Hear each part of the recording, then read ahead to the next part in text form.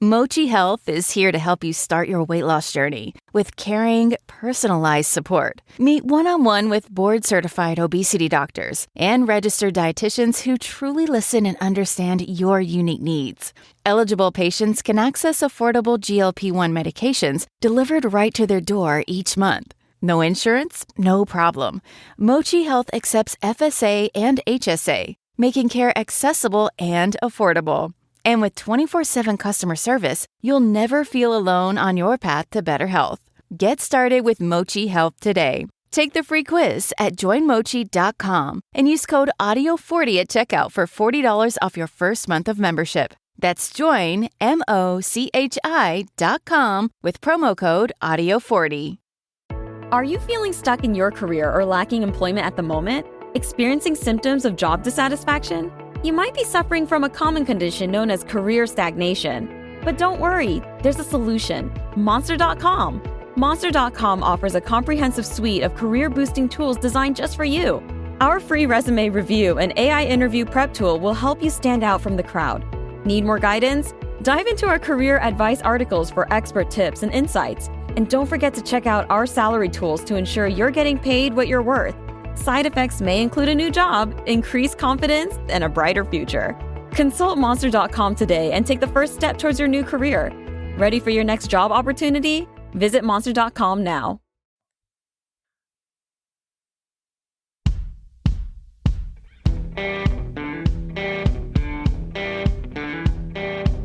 I'm Brett. And I'm Alice. And we are the Prosecutors.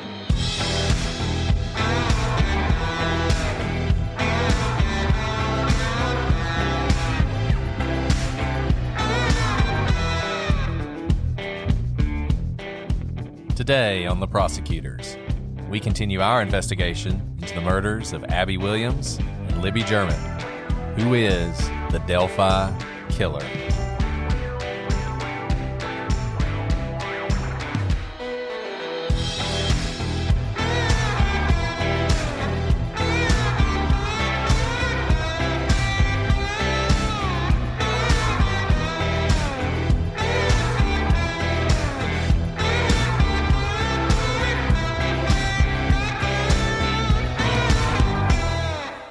Hello, everyone, and welcome to this episode of The Prosecutors. I'm Brett, and I'm joined, as always, with my co-host, the bold and the beautiful Alice.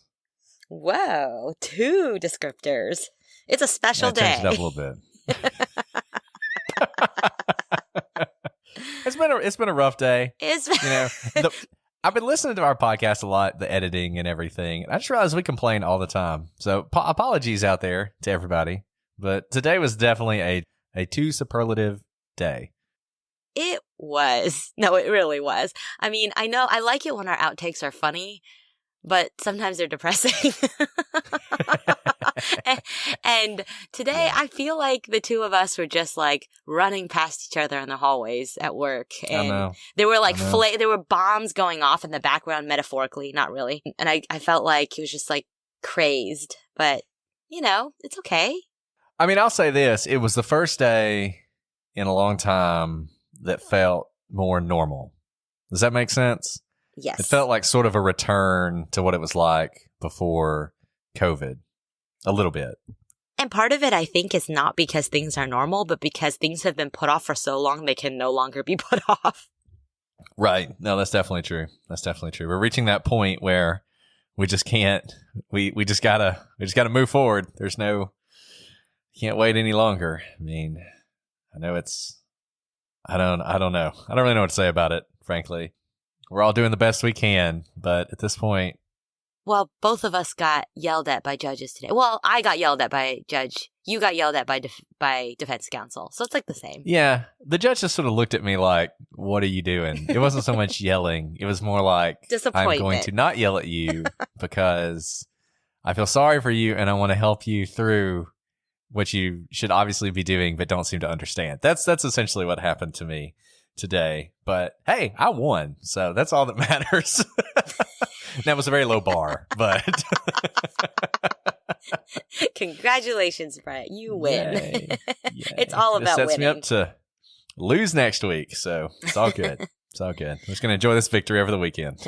But I want you guys to know, while Brett and I were, quite literally running past each other in the hallways and papers were like flying out of our hands, we said, "You want to record tonight?" And we did. So we've been looking forward to this all day. Yes. As we said before, this is the best part of our day. Joining you guys and talking about true crime. It really is. It's awesome. I'm so glad we started this, Alice. I'm so glad you went on this journey with me and we get to do this. We love sharing these cases with you guys and we hope you enjoy them as much as we do. This is our third episode on the Delphi murders. Not the most enjoyable case, but hopefully you guys are getting a lot out of it. And hopefully, as we've said before, somebody out there is starting to think that maybe they know something they didn't realize they knew. One thing I want to do at the beginning of this episode that I did not do yesterday or last episode that I meant to do is just give everybody the tip line. So I want to go ahead and give it now in case I forget later. The number is 844-459-5786. That is a confidential tip line. If you call that number with a tip and you leave it and you're completely off base, don't worry, it's confidential. No one will ever know it's you. Obviously, don't leave a tip unless you think it's a good tip. But if the only thing that's keeping you from doing it is doubt, call the number. The police would want to hear from you. If for whatever reason you don't feel comfortable speaking to the police, and for whatever reason you feel more comfortable speaking to us, feel free to email us, prosecutorspod@gmail.com. We will also keep your tip confidential to the extent we can, though obviously the point of this is to get it to the police, but we will not share it with the public.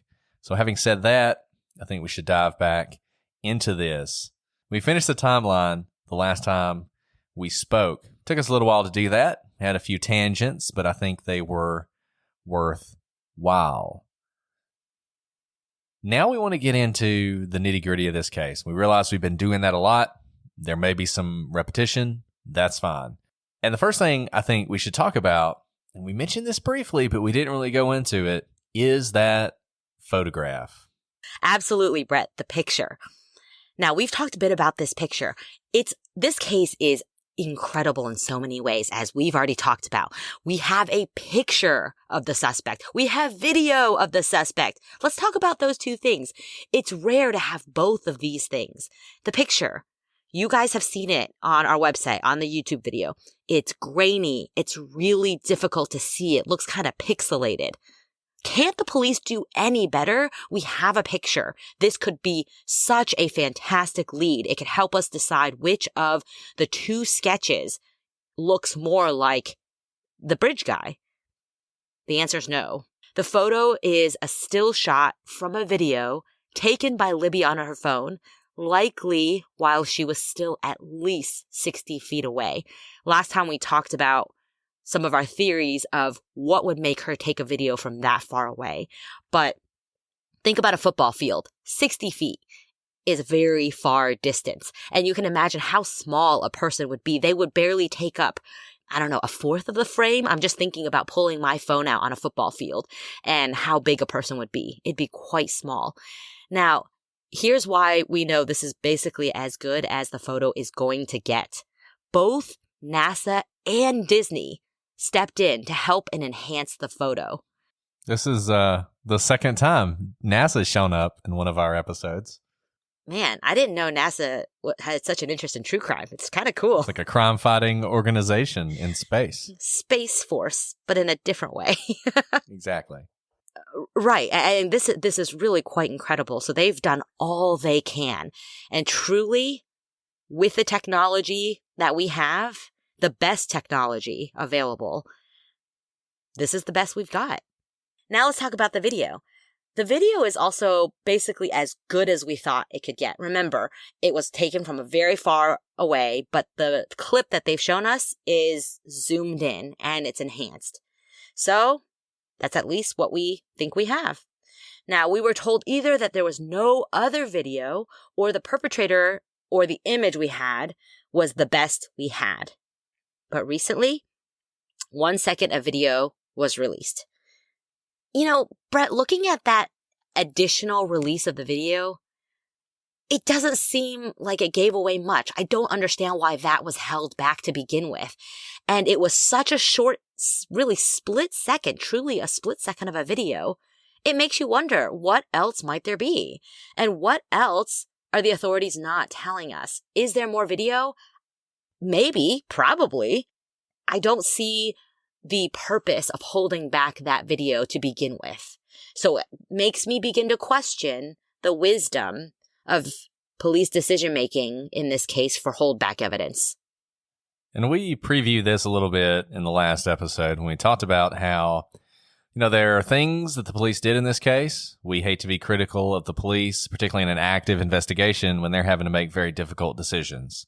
And we understand holdback evidence. We've talked about it many times. Why you do it, why it's critically important to do, why we understand that the police can't share everything with us. The video really makes me question a lot because, like you said, it's a second and a half of video. There's no seeming reason not to include it. I thought, maybe for some reason it took them a while to get the video where they could release it. I don't know why that would be. Maybe they needed time to technically enhance it. But the fact that they waited so long to do that, it does make you wonder what else there is. And we've heard from so many people. You've heard every podcast you've listened to. When we talked to Kelsey, she said the same thing, that their understanding is there's nothing else that's useful on that phone. There's nothing else that's useful in that video. How can we know that? How can we know that? The police have been telling us that since 2017. And then all of a sudden in 2019, they dropped this second half on us. So how do we know there's nothing else? How do we know there's not more talking? And part of me wonders if the reason they haven't shared anything else is because this is the only useful thing that doesn't include anything of the girls. So this is the only video that doesn't include the girls somehow, or this is the only audio that doesn't include the girls. It's maybe even possible, and we talked about this before, that they cut out maybe a half second of audio that was the girls saying something to the guy in between guys and down the hill. And I completely understand wanting to protect the girls as much as possible and not wanting to share anything of the girls, particularly if it's disturbing or would be troubling to the family. But we're going to solve this case if we figure out who this guy is.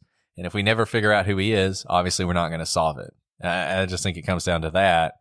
And we don't know for sure, and we can't say for sure. It's total speculation. We don't have any inside information. But if there is more on that phone, if there's more audio of this person speaking, if there's any video of them closer at all, we need it. It needs to be released to the public.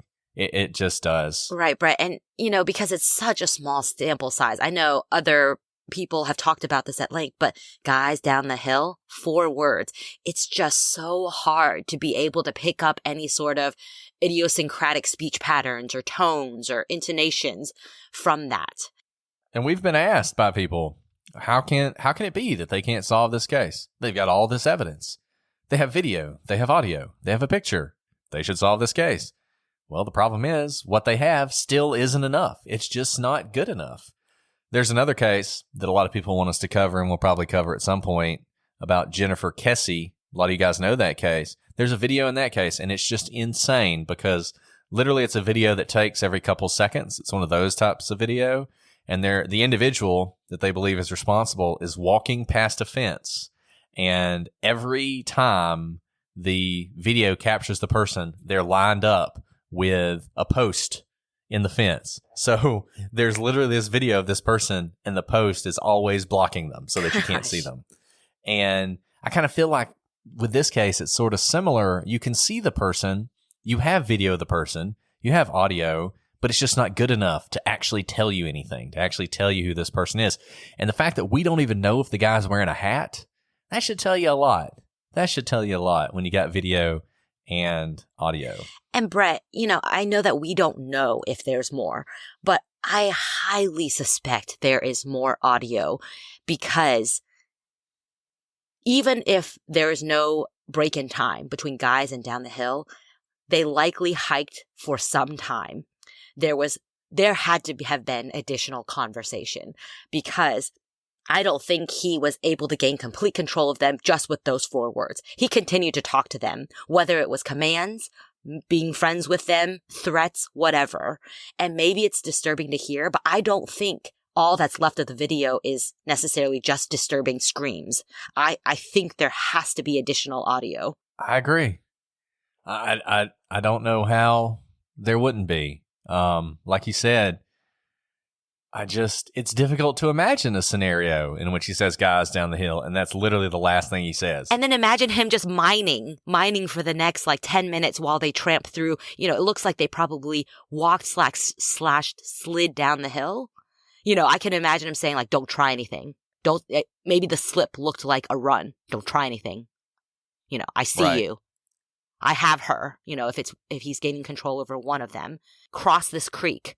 Something probably was said when they crossed the creek, because you have to indicate don't walk along the creek, walk through the creek, right?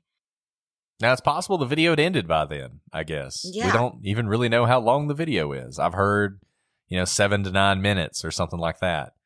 But, even if that's true, assume that's true. With him 60 feet away when she starts recording, it's just hard to believe there's not more on there. Now, I realize they had to do a lot of enhancing even to get the audio that they got. Maybe the combination of the girls moving and walking down the hill and it being in her pocket, and maybe people talking over each other, means there's just nothing useful. That's possible, but and maybe even likely. I'm not saying the police are lying to us, but it does seem like the police were not telling us all the truth back when they said all they had was the photo.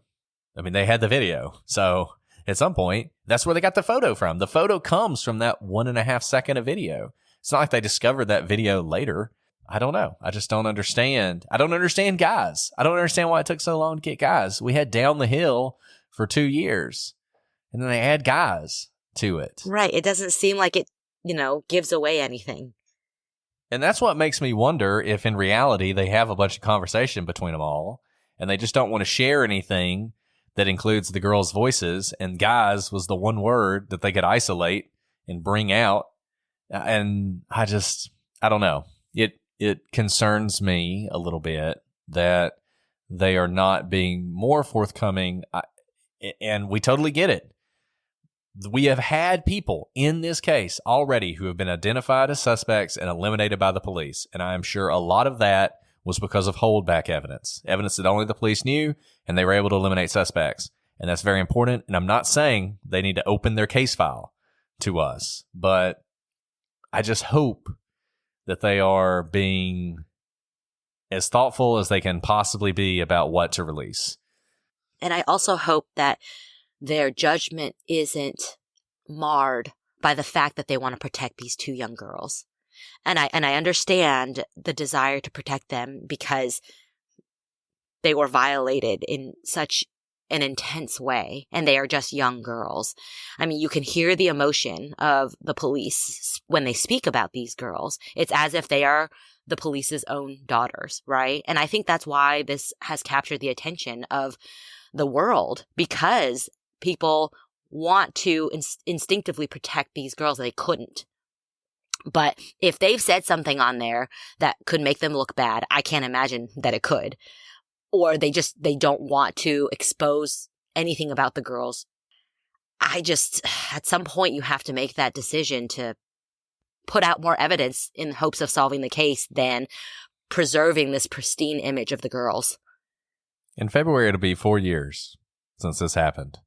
And at some point, I think the police are going to have to make some very difficult decisions about that. And there are a lot of sick people on the internet who would probably take a lot of sick pleasure out of hearing the girls beg for their lives or whatever it is that's on there that they don't want to release. And I totally understand that. And I think you're right. I think if there is stuff they are holding back that isn't necessary to hold back for the investigation, for determining who did this or eliminating suspects, it is because of that. It's because they want to protect the girls, so they want to protect the family. This is not a case where I think they're holding stuff back to protect themselves. We talk about Maura Murray a lot on this podcast. We talked about it before. They have also been very close hold with evidence, and I'm pretty convinced, number one, that the police had nothing to do with her disappearance, but number two, that they are holding back evidence that would sort of reveal some of the incompetence of their investigation. I don't think that's happening here. I think in this case, and like you said, if you've listened to these police officers talk about this case, you can tell how passionate they are about it.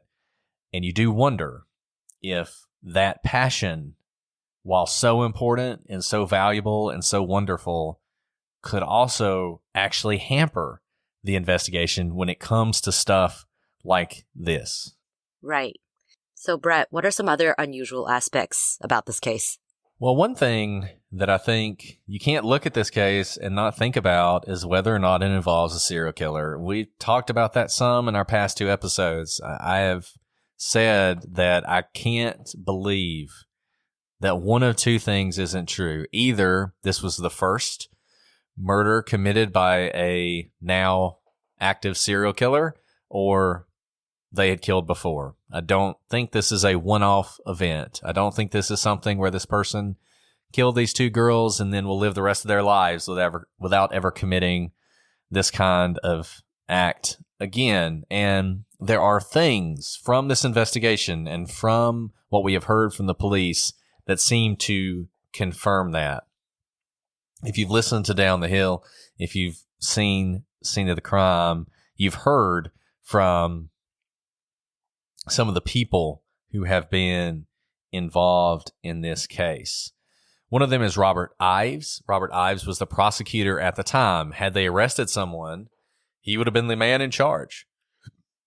He would have been the man responsible for prosecuting this killer. And he has been interviewed about this case. And although he has been careful about giving away information for the same reason as the police, he has said some things that are certainly interesting. Let me read you something he said on one of his interviews.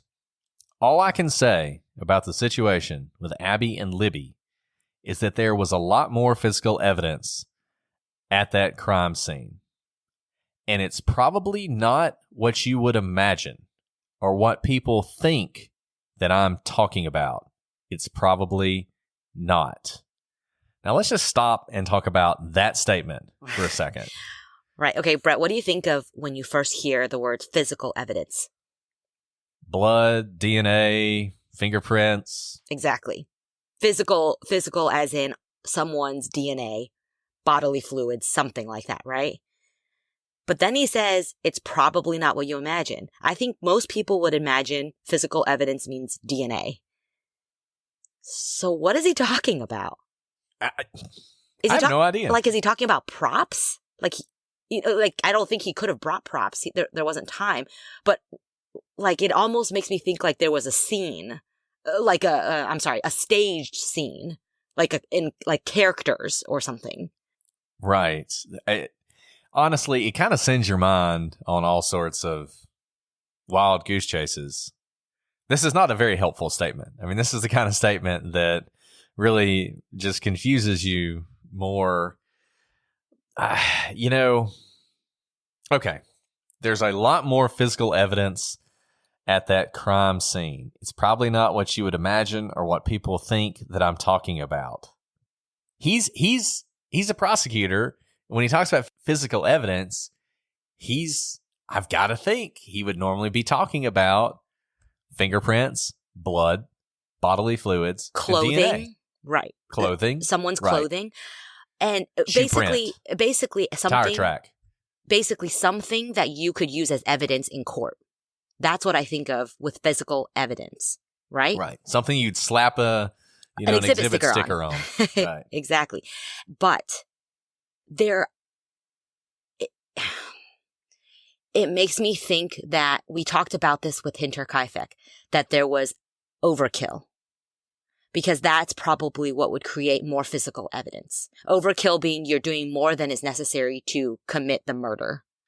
I think one thing you mentioned earlier, props, I kind of wonder if it's something like that too. So overkill is one possibility. The other possibility is that he brought something with him. It couldn't have been very big. It would have had to have been inside his jacket. But he brought something with him that he left at the scene. And here's the other thing. Why my mind went to props is we know from interviews with the police who saw the scene afterwards that they did not describe what they saw, but they said, the way it made me feel was that I never wanted to see that again, and I knew I could never forget what I saw. It was so disturbing. They're haunted by it. Right. They're haunted by it. I mean, these are police officers who've seen the worst of the worst, and they're haunted by it. And that's why it makes me think it's some prop that is so out of place and just eerie to be placed with young girls. I'm thinking of like a creepy doll or creepy doll, something along those sexual lines. Maybe like the doll looks like the girls. I don't know. That would be weird. I mean, and that's the other thing. I mean, I don't know. I'm just trying to think of something that it would make these seasoned police officers react in the way that they did, right? I don't know. Maybe if the dolls were posed like them, dressed like them, looked like them. I have no idea. But I can imagine something along those lines where it's just so eerie and strange and not DNA. You know what's amazing is it hasn't leaked. Right. It's amazing that we don't know the answer to this. There were people there who knew the girls. I mean, this is a small town. We're gonna talk about possible leak later that may talk about some of this, but and then that makes me wonder if it's not that type of physical evidence, because I agree, if it were community members, and there were community members in the search party that found the girls, you can imagine someone at home saying, oh my goodness, like I'm only going to tell you, my wife, my husband, and then they'll tell their book club and whatnot. Maybe it was something like twigs tied together in some satanic ritual. I don't know. Like the Blair Witch Project or something.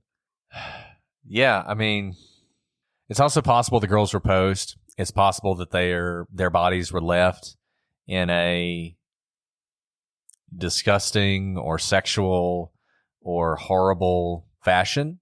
I mean, that's one possibility. I don't know that that's really physical evidence. I'm really stuck on his use of the word physical evidence. Right. That's the part. And I agree that posing of the girls would make the scene very disturbing, but I would not say posing is physical evidence. Right. I mean, physical evidence to me is something you pick up and put in a bag. Right. You know, we talked about putting an evidence sticker on it. The reason you're putting an evidence sticker on it is because you're collecting it at the scene. It's something you're collecting at the scene that you're then going to use in a future prosecution. You know, gun casings might be physical evidence, for instance, you know, in a different kind of crime.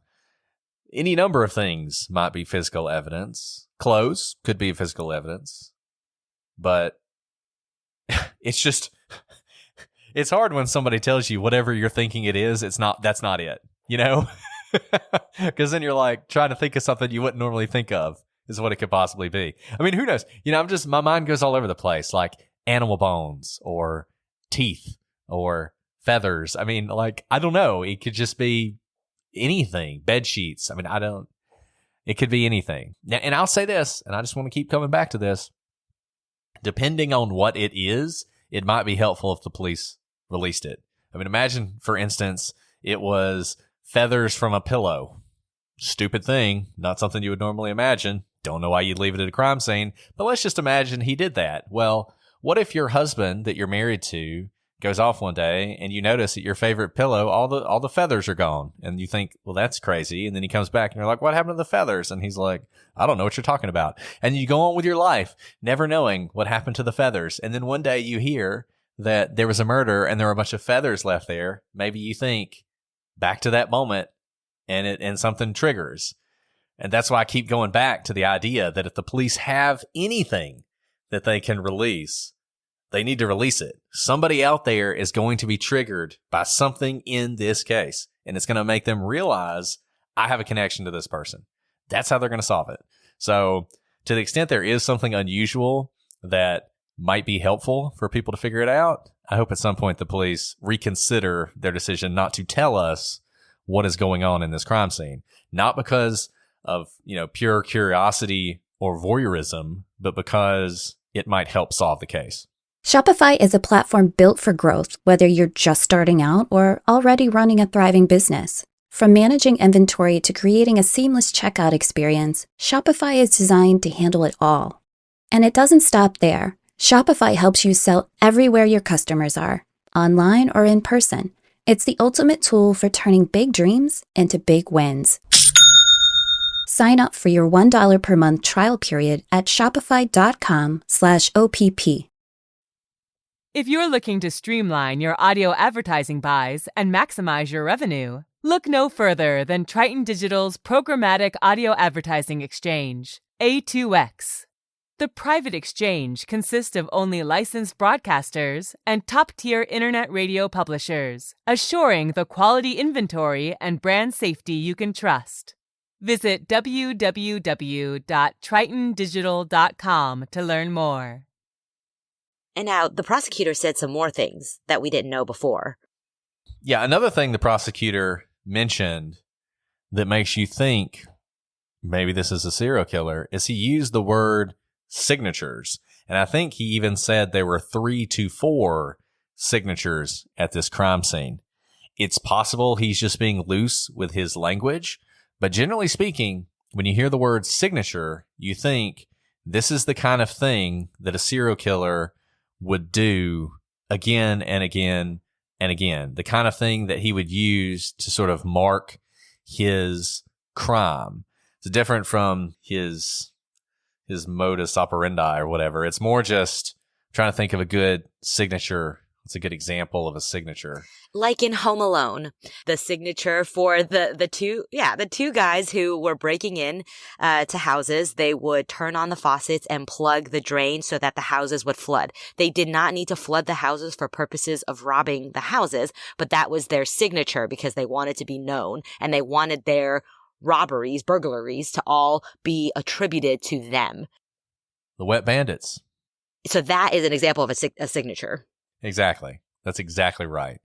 They're apparently, at least according to this prosecutor, not 1, not 2, but 3 or 4 signatures. Brett, typically signatures take time above and beyond the crime to establish. And what we do know about this murder is it happened in such a tight time frame. So to have the wherewithal and the speed of completing 3 to 4 signatures, I think also points to the fact that this person either planned for a long time, was comfortable doing them, or had killed before. Right.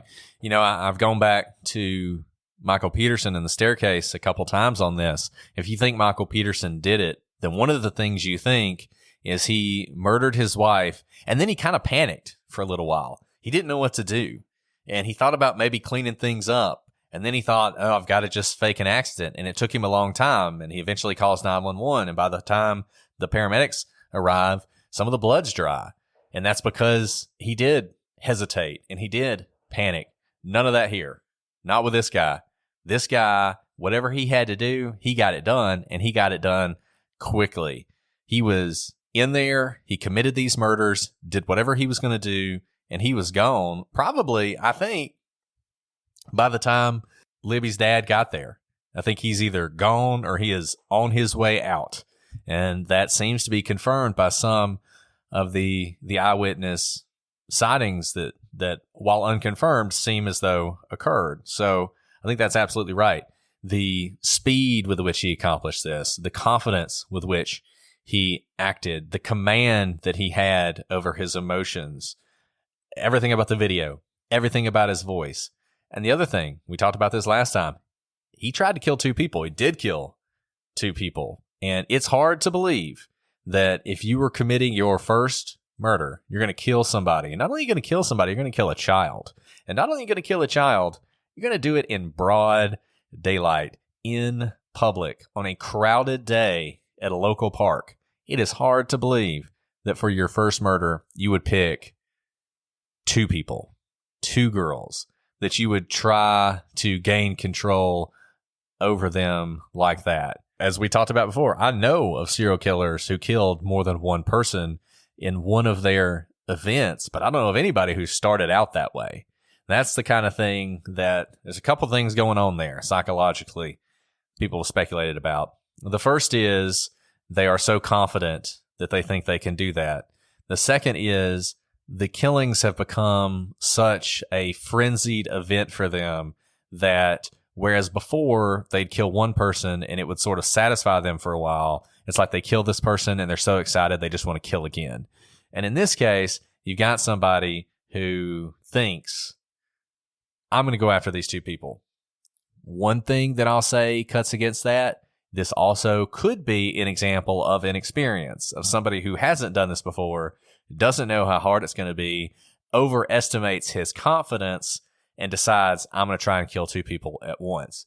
Even if that is true, I don't think it's the last one. Even if it's his first one, I don't think it's his last. He may not have killed yet.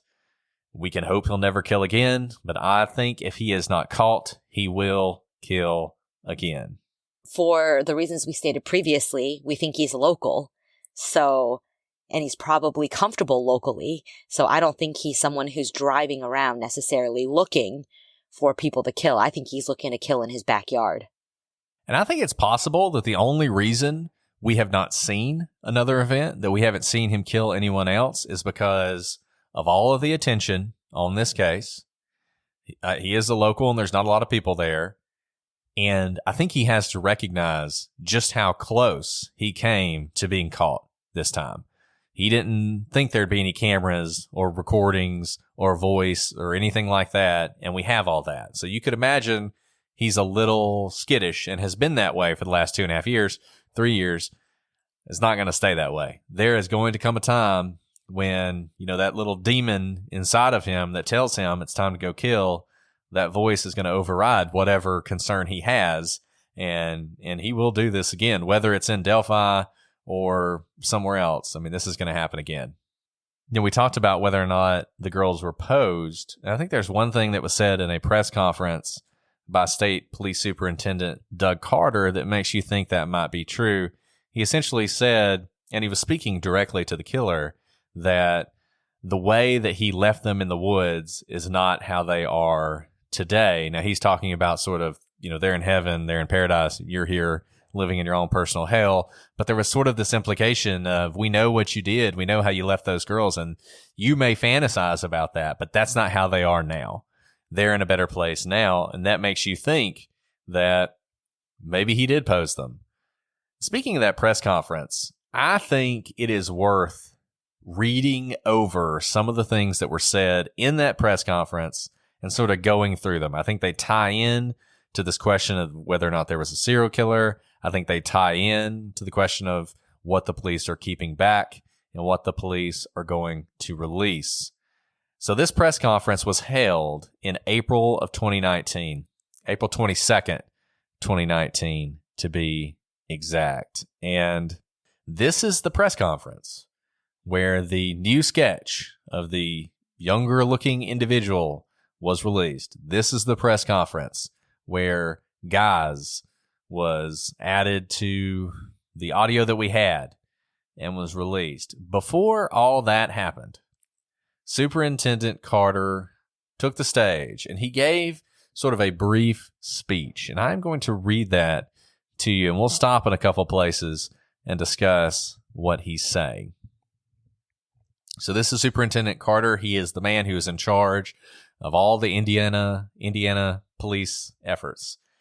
He says, I wasn't sure quite what to expect when I walked out, but I got to say to the Delphi community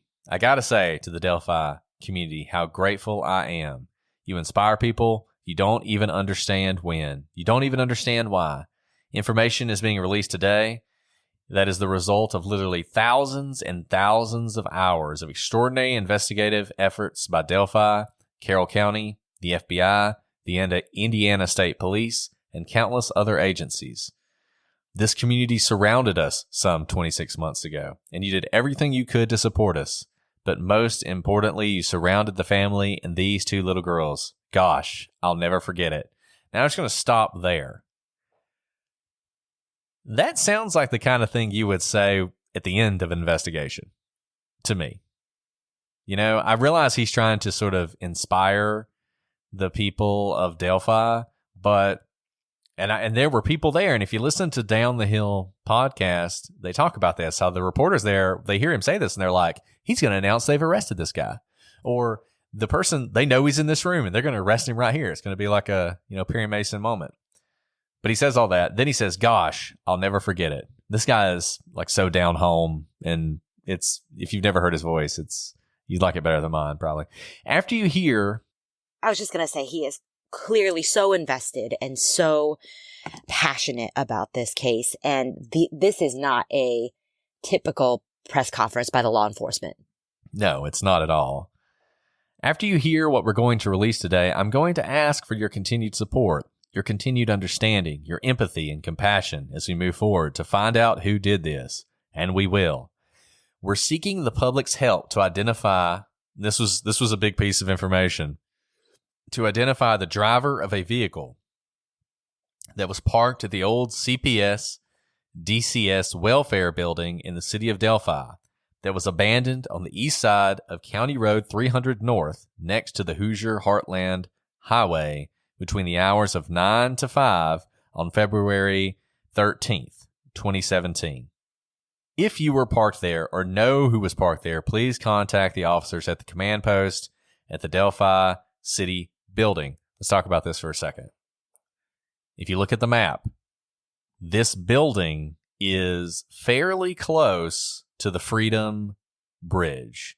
So you could easily park at this building and walk down the highway to where the High Bridge Trail begins, that Freedom Bridge area that we've mentioned multiple times. Recall, one witness saw someone that she believed to be bridge guy near the high bridge. The other witness saw someone they believed to be bridge guy walking towards the high bridge. It's pretty clear the police think whoever was parked in that car is certainly someone they want to talk to. Now, here's what I don't understand. All they say is a vehicle was parked there. Someone has told them about that vehicle. Presumably, that person has given them a physical description of the vehicle. They do not give that to us. They ask for, if you were parked there, give us a call, is what they ask. If it was the murderer, he's not going to call. Hey, they're heck not going to give a call. And here's what my thought on that. When he said there was a vehicle, but then doesn't describe it, my initial thought was, okay, he's not describing it because we know at this point there had been so many side-by-side comparisons and people's lives have been ruined because they happen to look like the sketch and they're really not the murderer. But my other thought is, it's a small town. Sure, if you said a Honda Accord, there aren't that many Honda Accords maybe.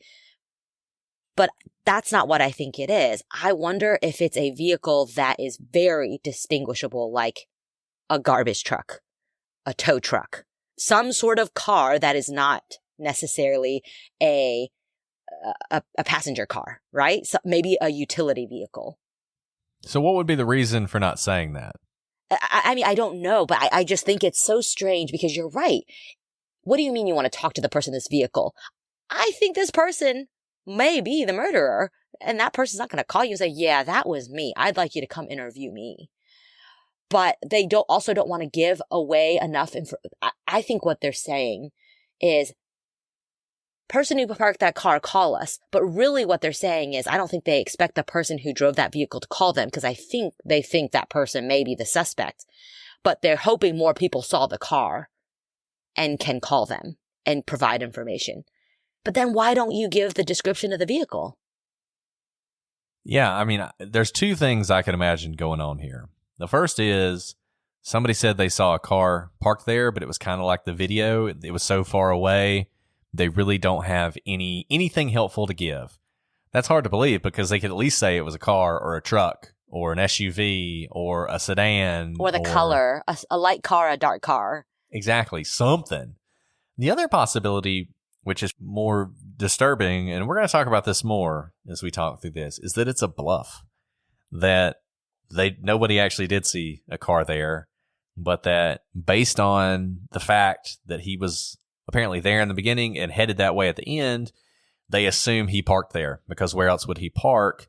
And it's one of those things where they're saying it in an effort to unsettle this person in the hopes that that will, shake them up and maybe lead to them being able to discover who it is. And they do a couple other things in this talk that kind of make you think that's a possibility. If that's not the case, then I don't understand why you wouldn't give more information on the car.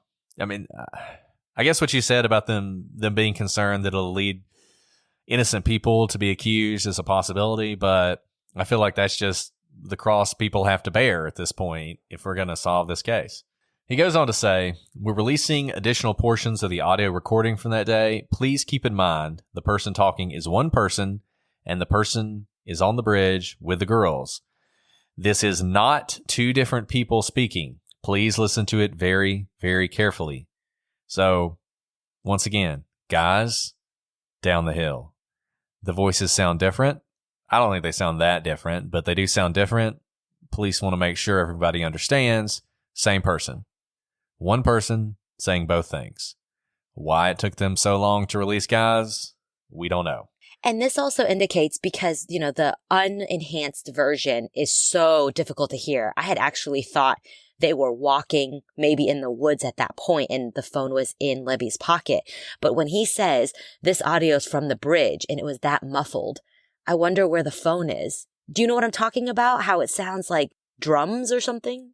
I can't hear anything on that thing when they play it. I can't either. And you can't, and without it being enhanced. I just can't hear anything. I understand what you're saying about what it sounds like. It sounds like motion. I should say it sounds like motion to me, that something's in motion. But if they're on the bridge, there's probably not much motion because of what we know about the bridge. It's very rickety. So it's not like they were running on the bridge or necessarily crossing him on the bridge, because what we've learned from Kelsey is if two people are walking in opposite directions of the bridge, usually it's rickety enough that one party needs to step to the side to allow the other side to go by. That's why I believe that they're actually standing still when this conversation takes place. And it's an interesting question. You sort of look at what he says and you analyze every word. He does say the person is on the bridge with the girls. I don't think he actually means they're all on the bridge at the same time, because I think the girls are across the bridge on the other side waiting on him to get off the bridge so they can go back. That's an interesting question. I mean, I guess it's possible. Oh, so you think the girls are on like the dead end path and waiting for him to reach the end so that they can get back on the bridge? In my mind, they have crossed the bridge all the way across. They are standing on the other end of the bridge. They are getting ready to recross it, but this guy is coming towards them. They don't want to be on the bridge with him. They don't want to pass right next to him. So they're waiting and filming for him to reach them, at which point they are intending to start their cross back across to the other side. In my mind, that's what's happening. That may not be what was happening, but in my mind, that's what I'm thinking. No, that's interesting. Now, he says the person on the bridge with the girls, which makes you think at some point they're filming him when he's 60 feet away and he's on the bridge. It makes you think at some point, it doesn't necessarily make you think this, but if he's right that they're all on the bridge together, the girls do decide we're going to go ahead and cross the bridge, and he stops them. But he doesn't say back across the bridge. He says down the hill, which makes me think they're right by the hill. Exactly. And he crosses the bridge, and maybe they even start that direction, and that's when he says, guys, and that stops them. And they look at him, and then he says, down the hill. It maybe points that way or pulls out a gun or pulls out a knife or whatever. That's what I've always imagined. So when he says the person on the bridge with the girls, I think it's possible, maybe even likely, that that's just what he's saying, but that's not what he really means. You know what I've thought? And of course, when you're not in the situation, it's easy to think of what could be done. But I guess I had never thought that they were on solid ground. I thought they were on the rickety bridge for the reason of if you're on solid ground, you have the advantage of being on stable ground, right? I kind of imagine him, it's almost like when he says guys, he's pulling the knife out of the gun out, and then he's like, down the hill. He gives the command. Now, I've said before, and I think it could be true, the words might be enough. The words might be enough to command the girls. Brett, I have no idea. I'm just waxing and waning based on nothing because there's so little to go on. Yeah, and we had one person when we were asking what case we should do next, somebody on our Patreon page. We had a lot of people on Patreon say they'd love to hear this case, and this is the case that they would like for us to do. But we had one person who said, I'd love to hear about Delphi, but there's so little. There's so little out there. I don't know how much you could really add to it. Now, we have certainly talked a lot about it. We're on episode 3. It looks like we're going to have an episode 4. And I don't know if this is adding any value or not. I think this is a case you could talk about for a long time. But I think it's worthwhile. I do. I think it's worthwhile to think through this case and think through what might have happened. I just feel like the more understanding we have about this case, the more things we can rule out, the more likely we are to figure out who did it. I know I'm beating a dead horse at this point, but I just think somebody's mind is going to be triggered by something somebody says, not necessarily us. And that's what will result in this person being captured. Okay. So we talked about the 2 different people speaking. He then goes on to say, we're also releasing video recovered from Libby's phone. This video has never been previously released. Ask yourself why? I certainly don't know. And even what he says in this makes you wonder, why did you wait so long?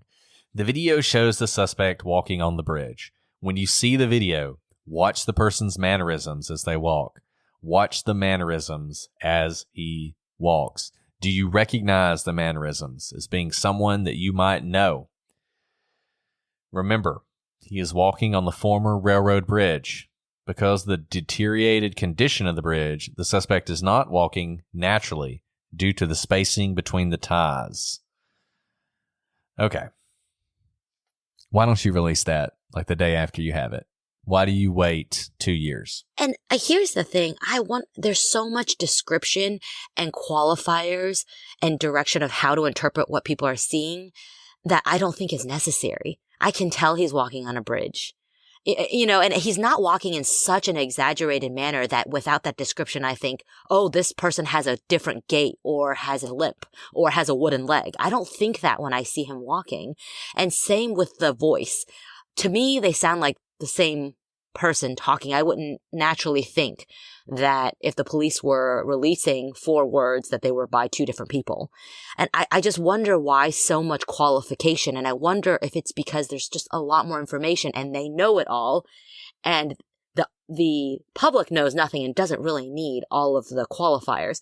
But if you were talking to someone who knew the body of evidence, you needed these qualifiers. Does that make sense? Am I being clear?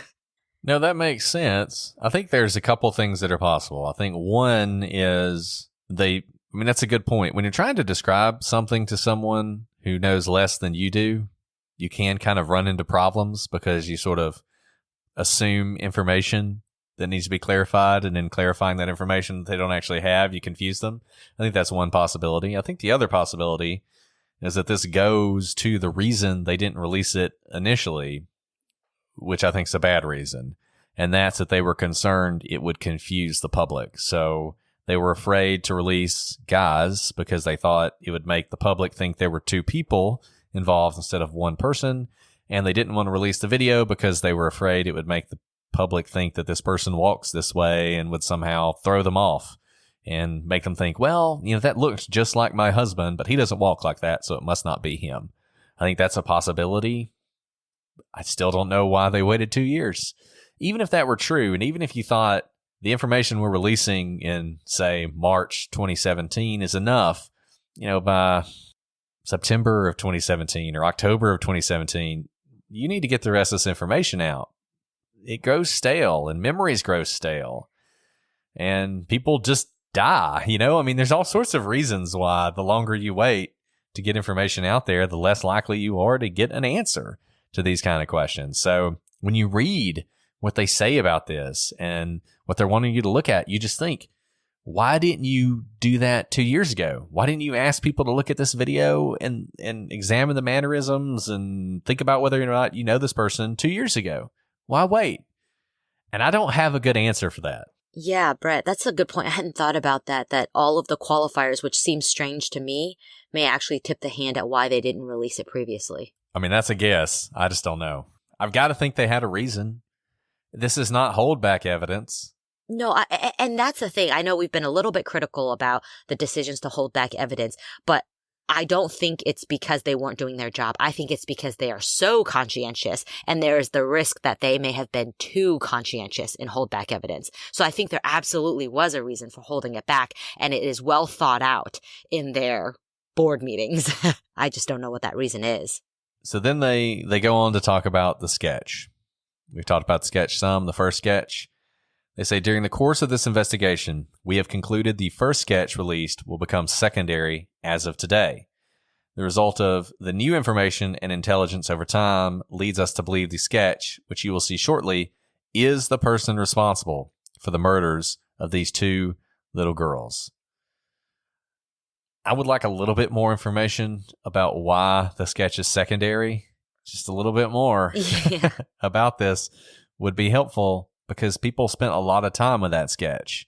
They say it's secondary, and we've come to sort of understand that that doesn't mean it's a second person, but it's just not very helpful when you're asking us to consider the sketch, not to give us more information. Right. And Kelsey told us, she said that her reaction when she heard there was a new sketch and the other one they'd been working off of was secondary, her first thought was, all the work I've done is for naught. I've been working off of that first sketch, and I can imagine that frustration by her, by family members, by all the people who were working off of that sketch. And of course, the police's main goal is to solve the case, not to appease the public. And so if people wasted their time, so be it. It's not up to the police to explain to them why.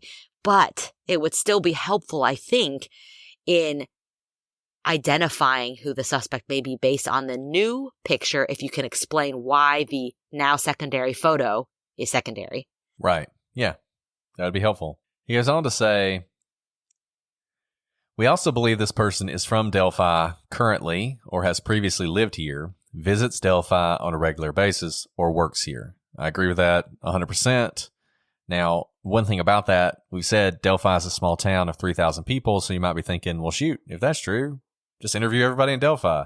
I think he means Delphi and its sort of surrounding area. So there may be a lot more people than just the folks in Delphi when you think about that. He then says, and this is interesting and sort of goes along with the sketch, we believe this person is currently between the age range of 18 and 40, but might appear younger than his true age.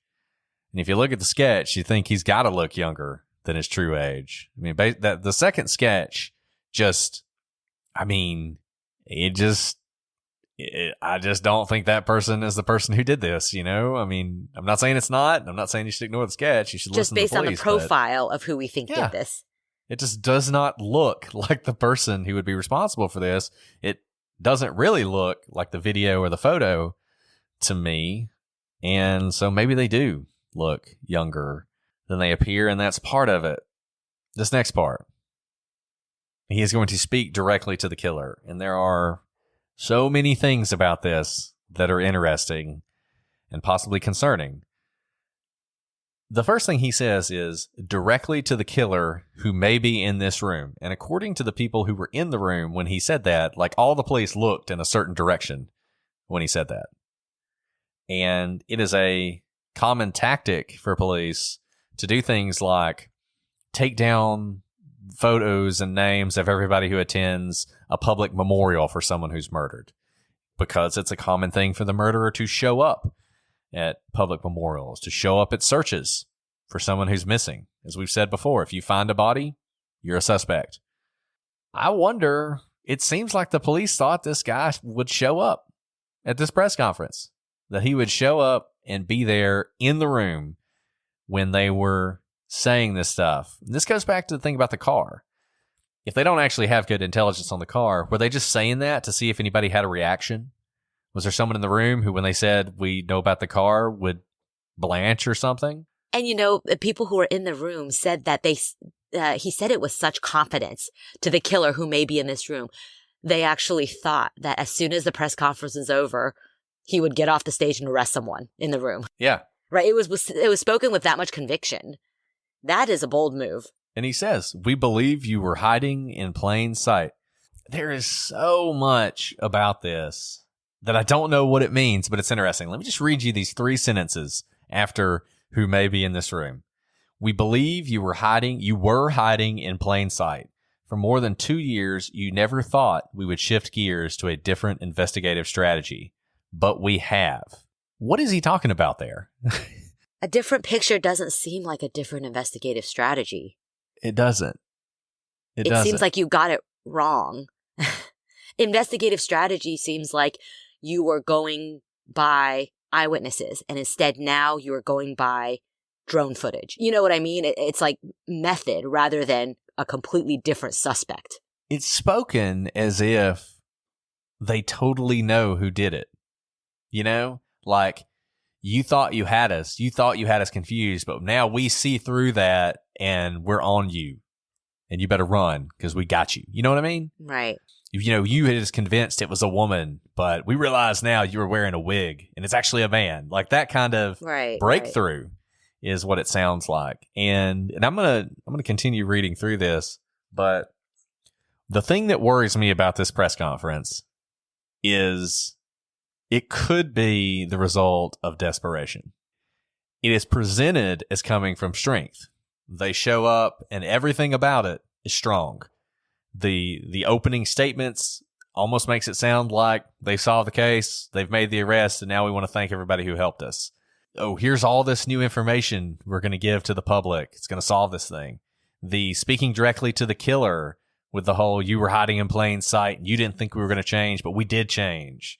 Like all of that seems to me to be directed at getting the killer to reveal himself because they can't figure out who it is. That they've reached a point where unless the killer surrenders or messes up, they're not going to solve this case. That's kind of what I'm hearing here. Might not be true, but that's kind of the impression that I get. And if you read the rest of this, and I don't know that I'll read the rest of it because it goes on for a while, but he says things like, we know this is about power to you, and you want to know what we know, and one day you will. And then he appeals to the morality of the killer. A question to you: what will those closest to you think of you when they find out that you brutally murdered 2 little girls? Only a coward would do such a thing. We're confident you've told someone what you did. Or they know that you're different since the murders. We try so hard to understand how a person could do something like this to 2 children. I recently watched a movie called The Shack. And there's also a book that talks so well about evil, about death, and about eternity. I mean, at this point, he's talking to the guy. He's like, look, you need to come to terms with this. Right. And that really does sound like our new investigative strategy is to just plead for you to surrender. Yeah. To the murderer, I believe you have just a little bit of conscience left. And I can assure you that how you left them in the woods is not what they are experiencing today. I mean, yeah, I don't know. When I listened to that, when I heard that press conference for the first time, it was with a sinking feeling because it just felt like grasping for straws. They don't know. Yeah. Well, that's a depressing note to end on. I was trying to think if I could come up with something else to say. It's like more positive. Well, Brett, I mean, that was the last press conference that was held on this case. As far as I know, that is the last major press conference. No, it was, yeah. That was the last major press conference held in this case. And it's probably a good place to end today. Now, did this new investigative strategy work? Did someone come forward having more information about a car at the CPS building? Did the killer turn themselves in? Yeah. Yeah, and I mean, that was a year and a half ago. Now, granted, the last 6 months have been eaten up by COVID, so it's hard to count that. But that was back in April 2019, and if the strategy was to get the person to turn themselves in, that strategy didn't work. And so we come back to this thing that this is a somebody knows something case. If it's going to be solved, it's because one of you knows something about this. We've done 3 episodes on this case. It's a lot more than we normally do. We're going to do 4, and the 4th one should be the last one. So if you can't stand this case, that should be the last one we're going to do, and we're going to walk through some of the last few things we have to talk about this case, things that we know about this case. Some interesting little facts, a couple things I think you guys will be interested in, like why is the FBI involved in this case, for instance.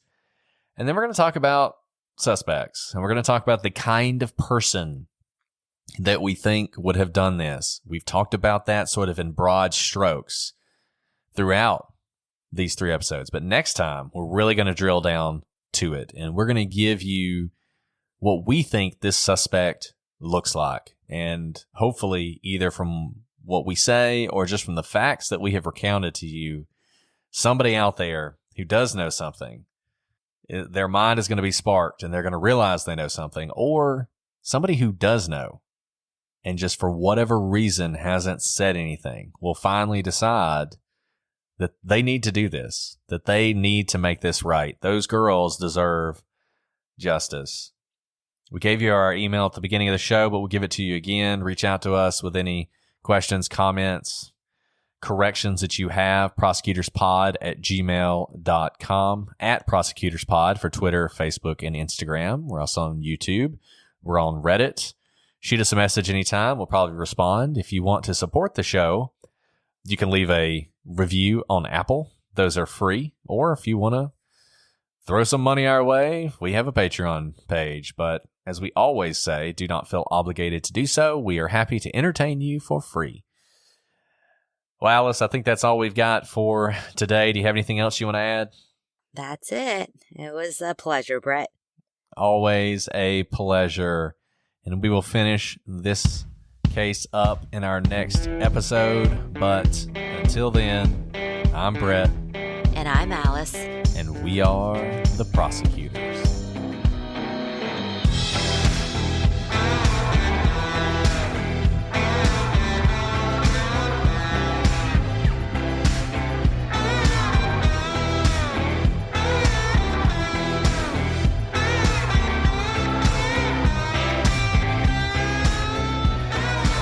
Beat a dead horse. Oh, am I quiet when I get really... There are times where it's like you are whispering into the microphone. Oh, no. I just think you take it so seriously. I mean, it's fine. It's fine. I'm so sorry. You can beat a dead horse all you want. And we get it very loud because I think I'm just a loud person, though. So. No, well, I mean, you're not loud. You are exuberant. You know what? No one in my life has ever accused me of being quiet. So that's kind of like a compliment. And I never thought I would accuse you. Whoa.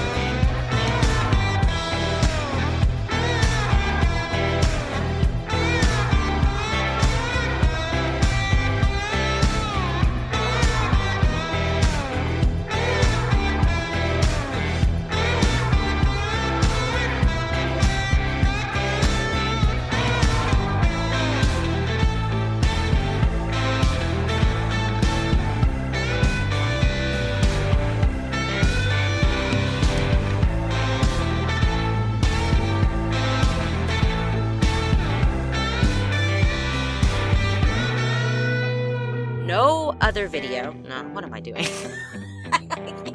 My head is like so. Okay. You got it. You got it. I got it. You got it. You got it. Here we go. This will be fun outtakes. We might have to double up the outtakes. Okay.